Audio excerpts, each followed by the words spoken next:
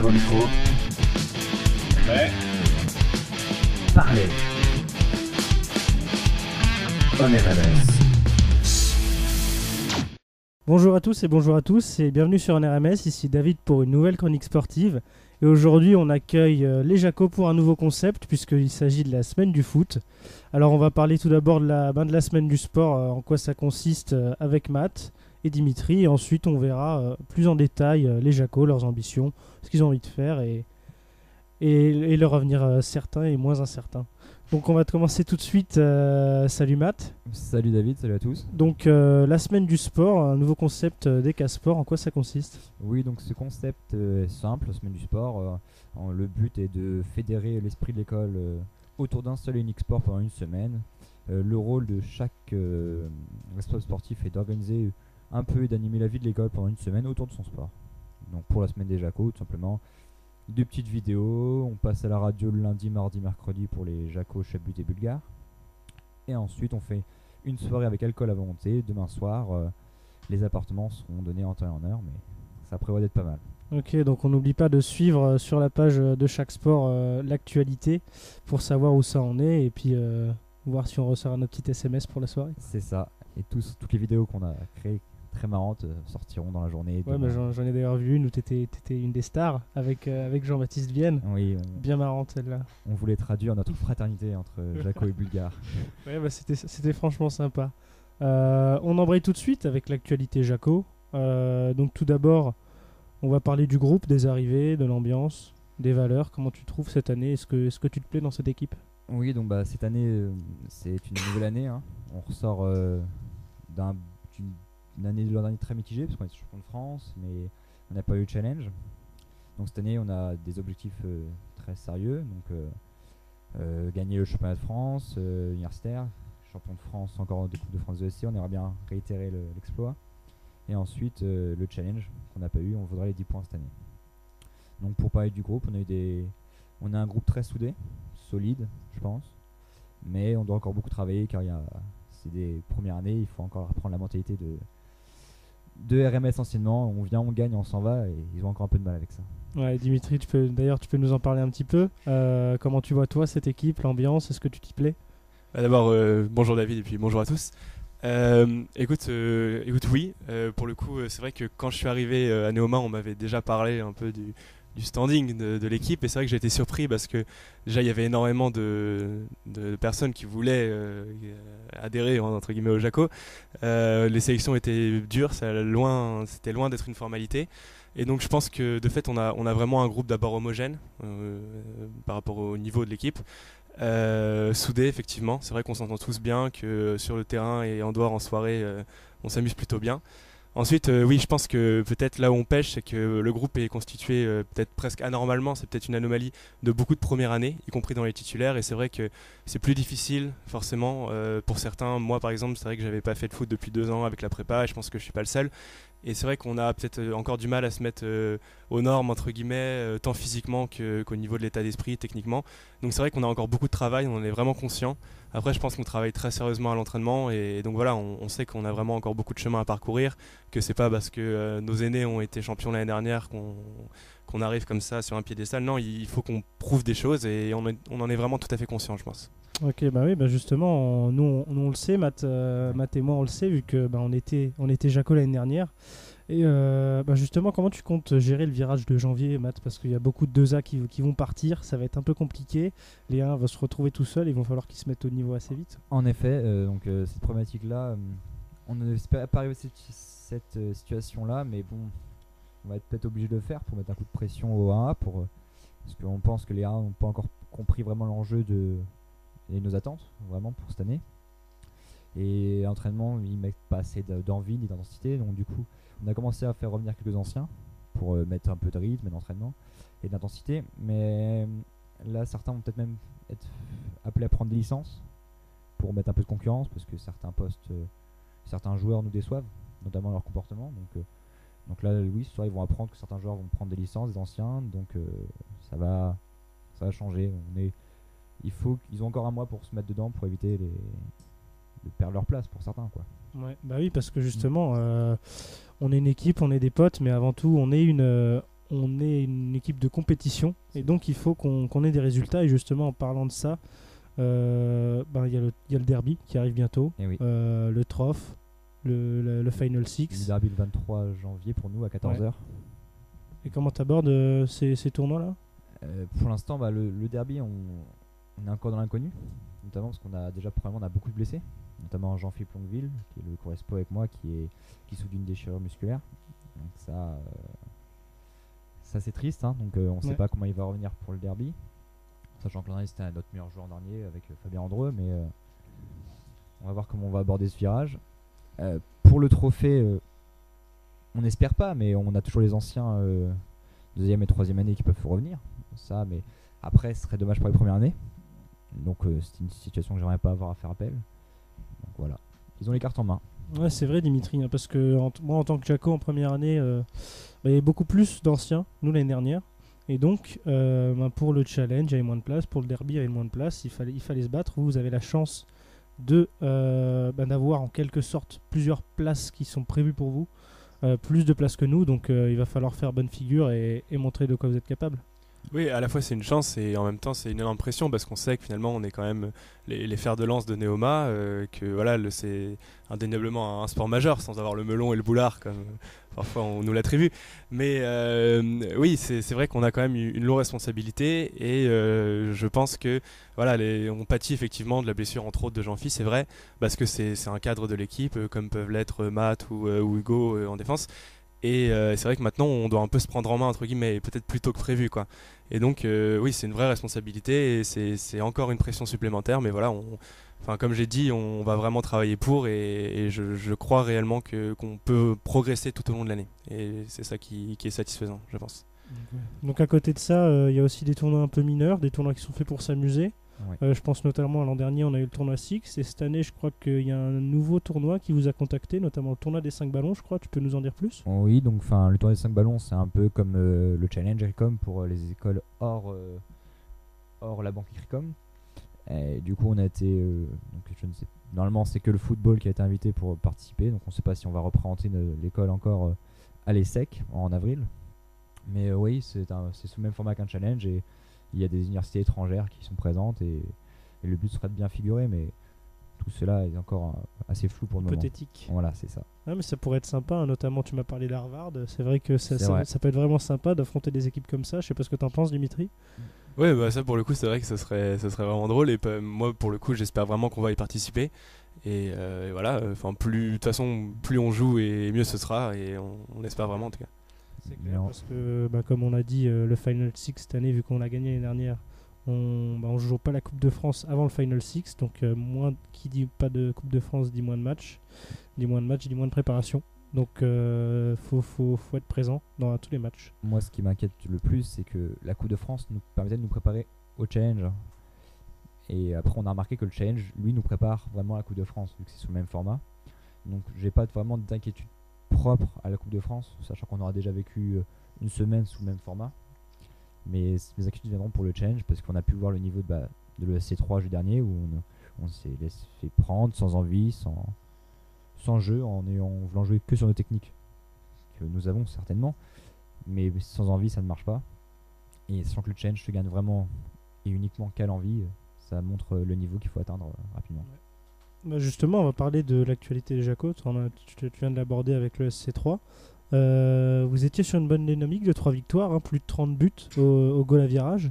Et donc, on se retrouve jeudi dernier avec une défaite contre le SC3 pour un match qui semblait à votre portée, je pense, hein, qui est à votre portée. Vous êtes censé être largement supérieur qu'eux et pourtant vous perdez 1-0 à la fin. Comment tu peux l'expliquer? Je dirais qu'il faudrait nuancer déjà, je pense que Dimitri doit être d'accord avec moi, les 2 premiers matchs. Oui, c'est vrai, il y a des motifs de satisfaction et il y a aussi des motifs d'insatisfaction à l'inverse. On a été peut-être un peu light sur les 2 derniers matchs notamment. Et donc on le sentait arriver d'une certaine manière. Et je pense que c'est une claque qui est d'une certaine manière bénéfique. Oui, je pense qu'elle est nécessaire. Certaines personnes ont besoin, même moi, même Dimitri, tous les premières années. Non, pas toi, années. On a tous besoin de se prendre une claque comme ça parce qu'on était tous sur un autre piédestal en haut. Et là, on est retombé plus bactère en perdant contre le SC3, qui est une très belle école, hein, mais qui n'est pas dans les Final Six, qui n'a jamais fait Final Six, et comme nous à l'époque, mais qui nous a un peu dit bon, les gars, vous avez gagné l'an dernier, mais là, tout est à recréer encore, quoi. Donc voilà, on se retrouve au même point que l'an dernier, on a une défaite et on doit travailler, aller vers l'avant pour atteindre de nouveaux sommets. Ouais, c'est clair, hein, parce que moi j'espère, en tout cas je suis un de vos plus grands supporters maintenant que je suis un peu blessé. Triste blessure. Ouais, d'ailleurs. triste blessure, hein, c'est un peu dommage. Donc je suis à fond avec vous et j'espère que ça va aller mieux dès Ouais. jeudi, je pense. Dès jeudi, oui, on reçoit l'EPF 3. Donc là, on jouera toujours aux Églantines avec partir de 15h. Des voitures sont mises à disposition pour les supporters pour nous voir. Sympa ça.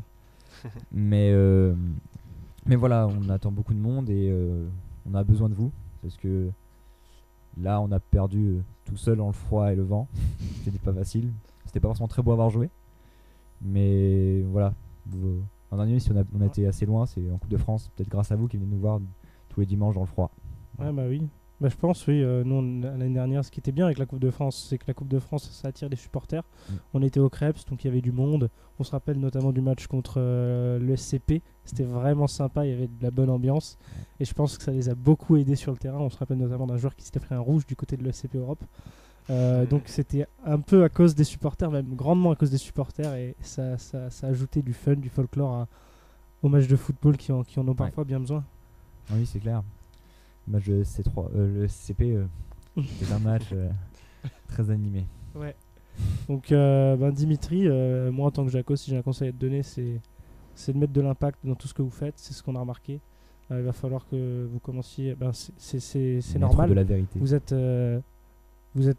Vous avez pas beaucoup joué en senior, vous en tant que vous étiez en prépa, tout Ouais, ça. j'ai donc jamais vous joué avez- en senior, moi Vous n'avez personnellement. jamais joué en senior, donc l'impact vous l'avez pas tellement. Sachant que le gap entre moins de 19 et senior est assez important niveau impact, il va falloir c'est vrai. qu'on s'y mette niveau physique. C'est pas du physique proprement parlé, c'est surtout dans la tête. Aller au ballon et le vouloir plus que tout, et c'est là que l'impact sera meilleur. Je sais pas si tu es d'accord avec moi. Non, oui, tout à fait, parce que c'est vrai que la différence c'est vraiment fait. Je pense qu'on a été assez faible, c'est vrai, il faut le dire. Peut-être meilleur techniquement contre 3, mais il nous a réellement manqué de l'impact dans les duels. Et voilà, c'est vrai que Matt a eu raison, c'est vrai qu'il a vraiment essayé de gueuler sur le terrain pour qu'on le mette cet impact, ça n'a pas suffi. Comme quoi, c'est vrai que parfois le nombre de cadres fait un peu défaut. Mais je pense que jeudi, on doit vraiment avoir une réaction d'orgueil. Et que avant tout, au-delà d'être peut-être meilleur techniquement, on doit surtout être capable de mettre de l'intensité dans les duels. Et ça va vraiment être un match test pour le coup. C'est vrai que c'est la première fois qu'on est un peu dans la difficulté depuis le début de la saison. Donc voilà, encore une fois, j'invite le plus de néomiens possible à venir nous voir jeudi parce que ça promet d'être un beau match. Et j'espère qu'on pourra compter sur le soutien de notre école. Voilà, même si moi personnellement je suis blessé, en tout cas je serai leur premier supporter également. Donc voilà, on vous attend nombreux jeudi. Oui, comme vous le dites aussi, un sentiment qui nous laisse un peu toujours d'espoir, c'est qu'on a quand même 8 blessés, dont 6 premières années. Ce qui nous laisse comme dire, dans les 6 premières années, peut-être quelques titulaires qui peuvent devenir indiscutables. Donc il y a quand même une marge de progression à atteindre. Mais on aimerait bien aussi que ceux qu'on a pris pour le groupe, et en général, prennent les places, prennent la chance, parce que là, ils ont l'opportunité de montrer leur talent. Et tous les premières années en général ont cette année de la chance, comme tu disais, d'avoir du temps de jeu. Donc là, c'est plus eux qui peuvent perdre leur place, alors que nous, en dernier, on devait la gagner. Vous êtes dans une autre position que nous. Exactement. Ouais, c'est Voilà. différent. Donc pour terminer cette interview, on va essayer d'être un peu plus marrant. On va commencer par Dimitri. Pour toi, c'est qui le meilleur Jaco cette année? Alors, meilleur Jaco, je pense que c'est au-delà du niveau footballistique, je pense qu'il y a aussi il y a deux aspects, quoi. Il y a aussi les soirées. Donc c'est vrai que si Jean-Phi peut-être se détache un peu au niveau purement footballistique, je pense qu'il y a également des Jacos qui ont leur place en soirée et qui sont des titulaires indiscutables. On pense notamment à Manu qui s'est ouvert le crâne 2 fois. On pense à Jordan qui, même s'il n'a pas encore joué, se démarque. Beaucoup de buts. Voilà, c'est ça. Sans faire beaucoup de passes D malheureusement, mais bon voilà. Oh, si, il m'a fait passe D une fois. Et Marwan qui a peut-être un petit peu des petits problèmes d'estomac, notamment de régurgitation. Donc voilà, c'est vrai qu'il y a beaucoup de Jacos qui se démarquent, qui tirent leur épingle du jeu sur le terrain et en dehors du terrain. Donc voilà.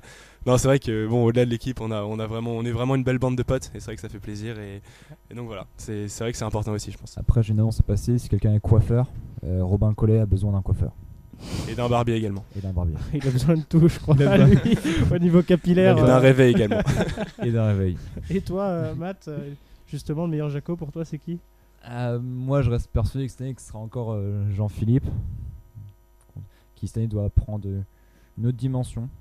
Il est respo. Sur le terrain, il doit être plus présent, plus parler. L'hygiène de vie, on n'en parle pas trop, mais bon, c'est important. Les blessures elles viennent de là. Les blessures viennent de là beaucoup chez les Jaco. Non, mais ouais, Jean-Philippe. Après, chez les premières années, on a quand même un bon petit cru cette année, mine de rien. Ouais. On peut parler de Malek, qui est très technique, un arrière droit. Robin, très impressionnant la récupération. Oui, voilà. Félix quand même. Félix. Félix. Ouais, pour moi, Félix, c'est un petit coup de cœur. Pour Un moi, petit coup de cœur Dutch aussi. Friend. Ouais, une Dodge Qualidad. Ouais.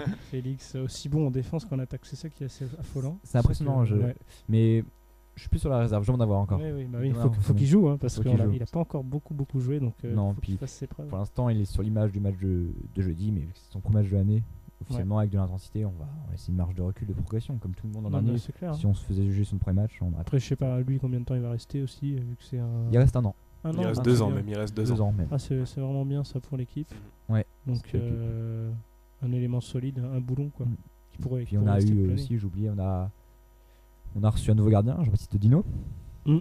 qui lui a un rôle particulier parce qu'il se trouve avec un ancien qui est Catra, Nat, qui lui a l'expérience, le palmarès quand même, parce qu'il a gagné quand même 3 challenges, même s'il n'était pas dans l'équipe de Coupe de France, il nous suivait de loin. Et en dessous lui, il y a Alan Labatte, qui était deuxième année, C'est notre meilleur joueur. notre meilleur joueur. Non mais néanmoins c'est quand même si je peux me permettre, c'est peut-être le meilleur Jaco niveau état d'esprit. Ah, bien sûr. Je pense, Alan est toujours là. C'est ça qui est vraiment bien, c'est qu'il est toujours là pour nous. Toujours là. Il est en alternance, donc il n'a pas vraiment le temps de jouer. Mm. Mais c'est lui le premier à nous supporter, à nous encourager, à venir Ouais. aux entraînements d'équipe. Donc c'est sympa. Même s'il est en retard, c'est sympa. Et là, du coup, on va recevoir un nouveau gardien normalement. Ah. Un l'essai. C'est du l'essai encore, mais bon. Léo, un 16ème. Faut pas le dire ça, Tu mec. parles. un 16ème qui va mettre un peu de concurrence niveau gardien parce que Jean-Baptiste s'est blessé. Et on peut pas laisser Nat tout seul, ni JB tout seul. Donc avec Alan derrière, quoi. Donc voilà, ça va faire un peu de concurrence. On a un groupe assez étoffé. On va attendre aussi le retour de Imad, qui va normalement arriver en janvier. Et Jérôme va peut-être prendre une licence, ce qui va peut-être Ça pourrait faire du bien, ouais. parce qu'ils sont très importants, notamment Nat et Jérôme, notamment en soirée, pour mettre un peu d'ambiance et rappeler les petits dictons. Mais voilà, très bonne ambiance, très beau groupe. Maintenant, à nous de mettre l'envie sur le terrain. Ben, je vous remercie les gars, on a passé un bon petit moment avec vous, donc on vous souhaite le meilleur pour Merci cette beaucoup. année, beaucoup Merci de à toi. trophées Mm. et beaucoup de réussites. Quant à nous, on se retrouve demain pour une nouvelle émission avec les Bulgares. Ce sera Dimitri qui l'interviewera, qui interviewe le nouveau chroniqueur d'un RMS au Pas Pôle moi, Sport. hein. Non, Dimitri Krasovski. Krasovski, Donc. ouais. Et on se retrouve demain, donc passez une bonne journée et à demain sur un RMS. À vos micros. Parlez. On est RMS.